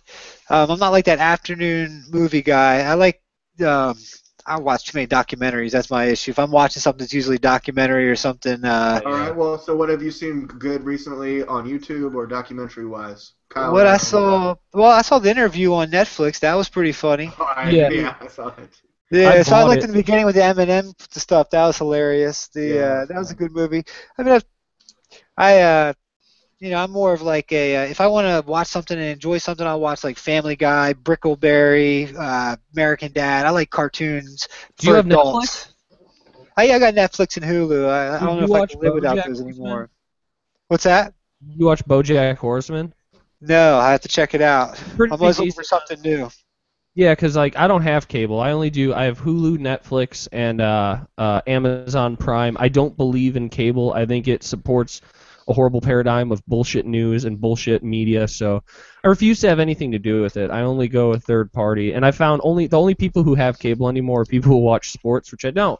But yeah, I love Netflix, everything on there, and like I have to agree. Like I make fun of people who watch sports a lot, but I'm just as guilty. I watch Family Guy and American Dad. Like love the Cleveland Show. Disappointed that that's gone. Yeah. I watched the Super Bowl last week and I streamed it live. How'd you do NBC had that? a live stream. NBC had a live stream, and I didn't even have to pay for cable. But I was trying to watch new episodes of Agent Carter, the show I mentioned like a week or two ago on the entertainment section, and the newest episodes now say verify to watch, and I have to verify that I pay for cable, which I do not. Yeah, which is like if I have cable, why would I be watching it here? Yeah, because it's all about licensing. Exactly. I hate that. That's why I refuse to do anything that has to do with it. I'm getting caught up with the new episodes of Gotham, and Gotham is a surprisingly really good show about pretty good. In Gotham City, where Batman is from, and those commercials are playing all day today on the beginning of all of Will's videos on your channel, Will. Are they? Yeah. I don't accidentally click them. Don't feel bad. It's a good show. It's a good Will's show. like any commercial before one of my videos, please click it. I did not say that. I did not say that. I said Will didn't say that. that. From YouTube if I click the Gotham link. If you actually read the terms and conditions of being a YouTube partner, my account. He could get banned for saying that, as we could if we said that to people on our accounts. What so was Will it? did not What say was that. Oh, jeez, man. When it said read all the terms and conditions, I just scrolled down real fast and clicked next. Yeah. So I don't want to mess up and illegally promote anything here. But Gotham, a good show. I'm allowed to say that, right? I've watched a few episodes of it, and I watched Agent Carter too, which I enjoyed. Oh, there you go. Yeah, we watched like 2 or 3 episodes of it. I've been looking for something really good to watch. Like, you find a good show. The Kroll Show was amazing. Got through that in like one day. Adam Devine's House Party is a really good show for some stand-up comedy. That's really about it. Like I said, I'm going to see Duncan Trussell next. Do you know what I watched? I saw it when I was really young. It was made in 1972, the original Tales from the Vault. Then we watched the original Tales from the Crypt movie, which was old. It's a Hammer film, so that's what I've seen recently. Really dated, yeah. And there was the show, too, which I think was on, like, HBO. Yes, we've watched all of those 100 times. We had to go on our time machine. I was talking to D. That was great. Both of us watched Edge of Tomorrow, the movie where Tom Cruise fights aliens. That was pretty decent. It was a good movie. Whatever you do, watch Black Mirror. We tell everybody that comes on to the show to watch Black Mirror, and they're always happy that they do. Yeah, Black Mirror is dope. Definitely watch Black Mirror and Snowpiercer. Those are like the two best ones. Yeah, that's some of our best, most recent, like awesome entertainment news.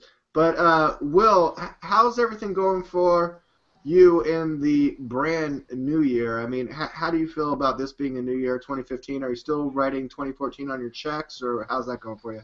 Nah, man, I'm excited for a new year. It was a rough year last year. I lost my dad at the beginning of the year. He passed away of a heart attack in his sleep. Unexpected, too. Oh, that's hell. That happened to me 2 years ago. That is hell.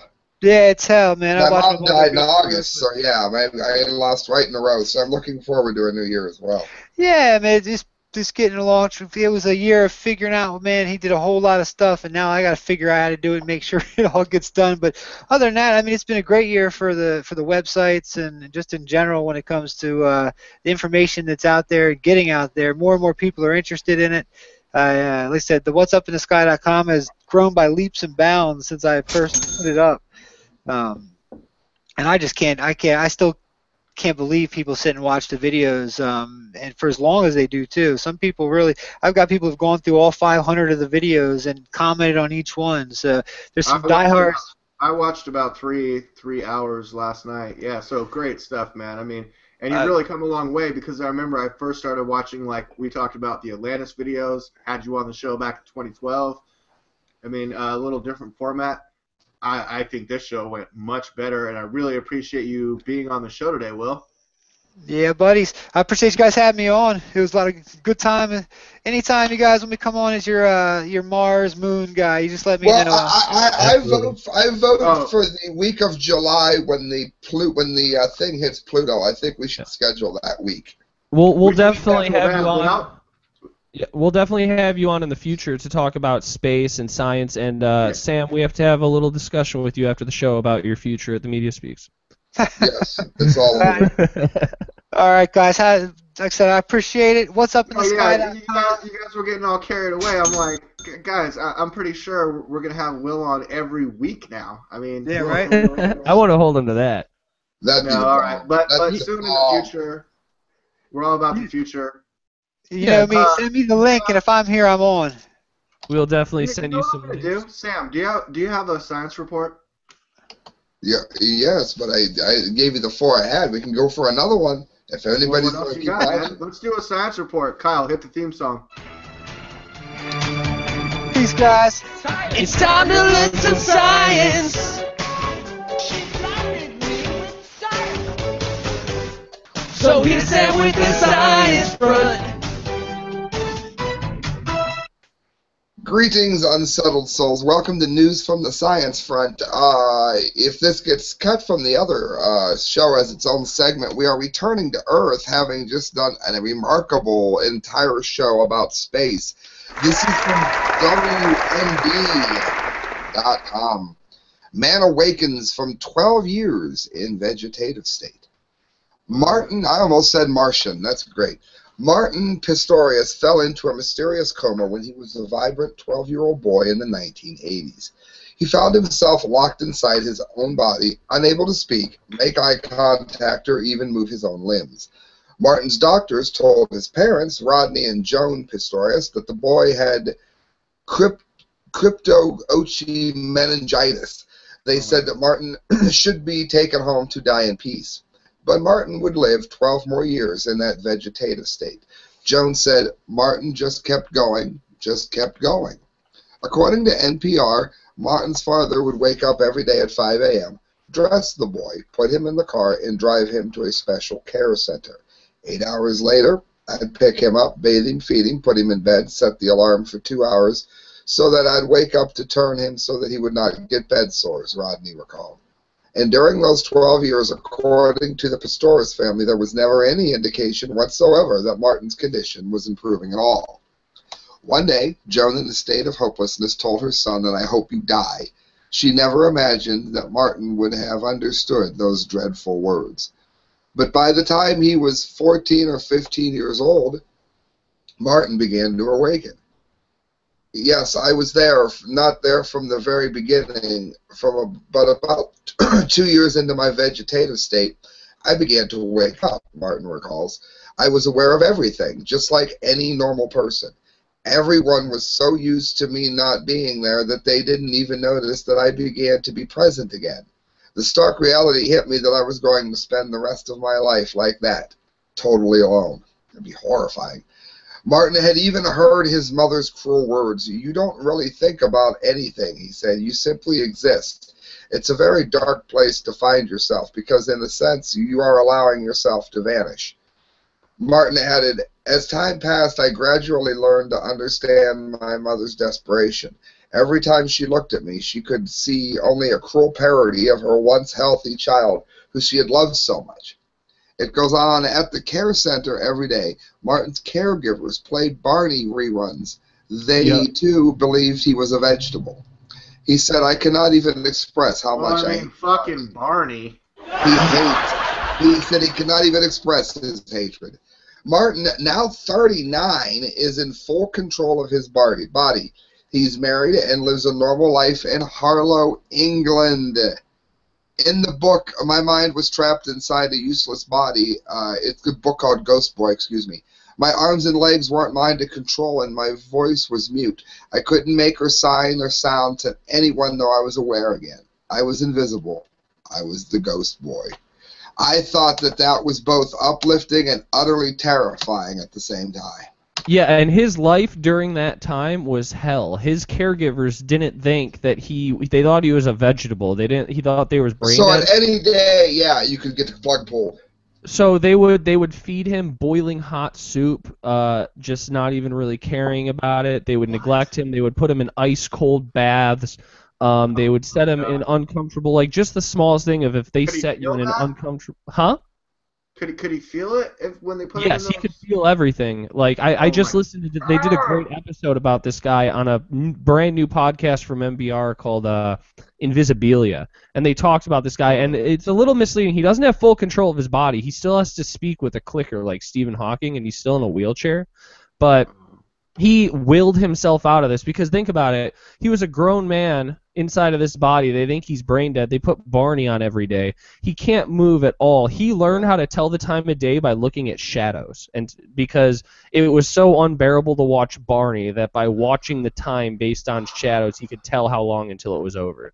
He said the best time of his life was like a 5-second time when they would take him between his wheelchair and the bed because that's when all the pain in his body from constant immobileness went away slightly.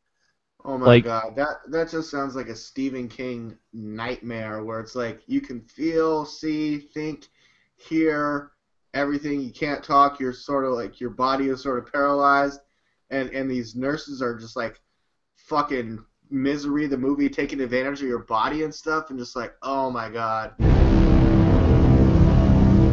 Yeah, and like surprisingly, like he seems like a really, really fucking cool dude because he could have sued the fuck out of those nurses. He could have sued everybody. Like he could have done, but he didn't. Yeah. He's just like he's happy to be able to communicate and say that he's alive, and he's married and stuff.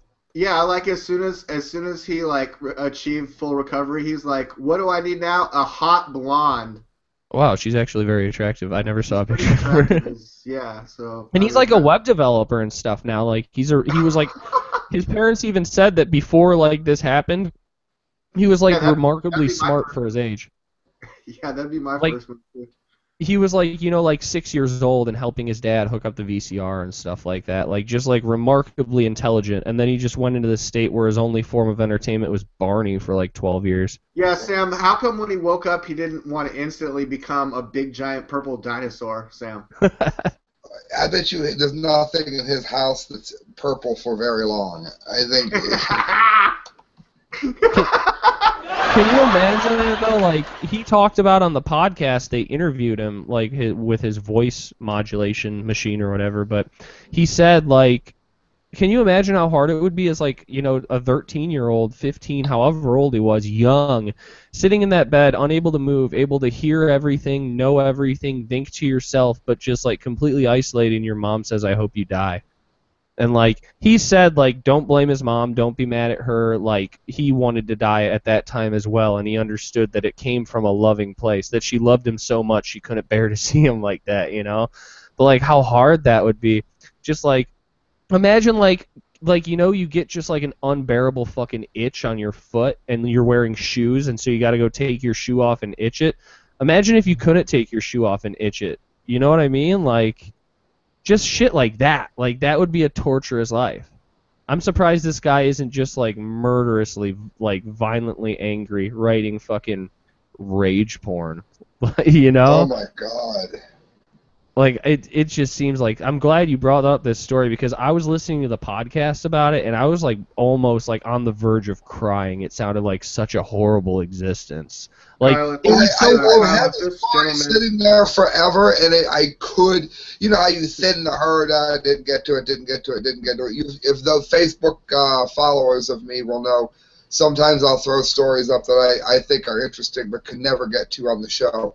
I could not get rid of this, Kyle. I could not hit remove from the bookmark. And it's like the power of the body over the mind too, because like he's like the only one who's come out of this. His life was so fucking horrible that he willed himself to move. Like that's amazing. Incredible. There's no scientific explanation for how he did that. Like how many people have lived and known that the plug was about? The good thing I got from this story was... I mean, what if Barney turned out to be his... He's like, fucking Barney! Well... what is full motivation? This is kind of creepy on a personal front because my mom ended up in a state where she couldn't communicate. But she hated her feet tickled. If you tickled her feet, she would jump. So they said she was getting a pain response. So my brother and I had the pleasure of telling her that if she didn't start moving, it was Friday night, that we were going to have to pull the plug Monday morning. And then when we had to tell her what we were going to do, we only had to assume that she could hear. And we started downloading her favorite music on the cell phone from YouTube and just playing it as we pulled the plug. And having listened to this, I'm just about certain she knew that we were telling her that we were pulling the plug in 2 days, pulling the plug in 1 day. You've got one more chance, Mom, and then we're doing it. So, I mean, we did it as best we could, and I'm happy that I've seen that story. But at the same time, it's like, man, could you imagine thinking, man, I'm going to die in 2 days if I don't move? And you kind of wonder, was she aware, you know, does it seem longer or whatever? It goes through your mind. But at least she knows, if nothing else, even if it was hell and everything associated, she knows we tried. Yeah, and I don't think anybody in that state would blame you for doing that. And I mean, this guy is the 1 in 7 billion chance of coming out of it. You know, like literally those. Well, she had so many other problems that her life wasn't going to be that great if she did. Yeah, I'm sure the way that he was trapped in this ghost boy state, there's a lot of times that he wishes they probably would pull the plug, and like he said that he did. Yeah, he must have admitted that. Like, look, Sam, very heartfelt story. It's really hard to follow that, but you know, I mean, I'm sure whatever was going on was what was supposed to be going on. Oh yeah, well, the takeaway being, be very careful what you say to someone like that, even if they're just unconscious and will fall in the steps. Yeah, most definitely. I mean, just because you think they're a vegetable doesn't necessarily mean they're a vegetable. I mean, take Ghost Boy for example. Great story in the Science News, Sam. Thank you. Thanks to Will Farrar for being on the show. He dropped out shortly after the entertainment. Sam, go ahead. Oh, I said you're welcome. Oh, thank you. Thank you again, Sam. By the way, if I'm ever a vegetable, leave my plug alone. Don't fucking touch my plug. Yeah. Netflix put in front of me. D-Lake's in charge of my queue. Okay, like no Barney. I'll be like whatever you. I'll be like, what do you want to watch next? Kyle and I will work out some kind of blinking system, or like, oh, you didn't blink? I'll try my best to blink. The channel. I'll be like, oh yeah, I know what you like, and then like it'll be fucked up, Kyle, because you'll be like paralyzed and can't move or talk, and you're like, fucking this again, but like you can't say anything. I'm just fucking watching the same shit over and over. Oh, that'd be terrible. Well, I believe today was a great show, and I'm really happy that Will came in to join us. Did you guys feel that you got like a lot of the questions that you wanted to ask him out on Definitely. station?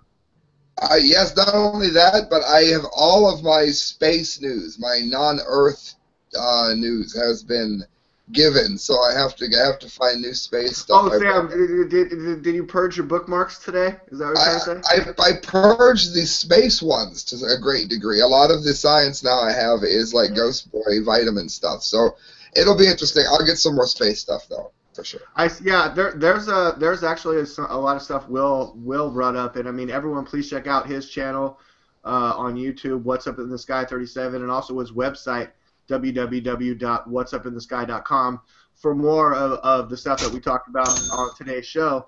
But I'll be looking up the grunt and the moon thing from Mars. I didn't know about either one of those.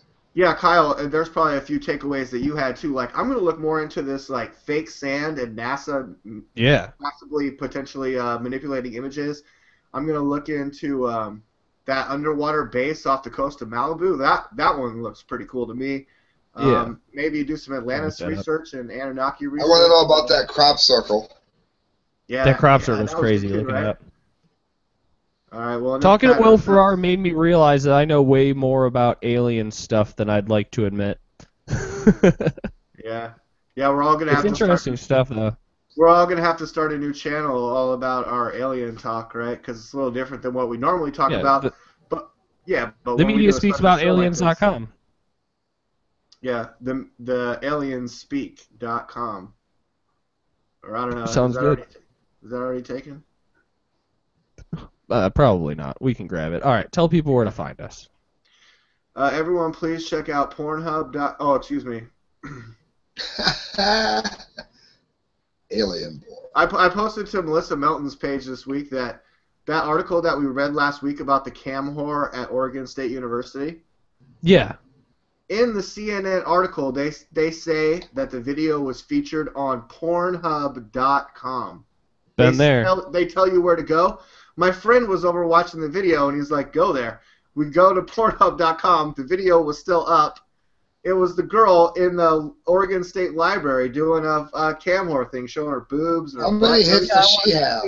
You know, there's a website I recently found, PornMD. It had over 1.4 views. PornMD? I don't know that one.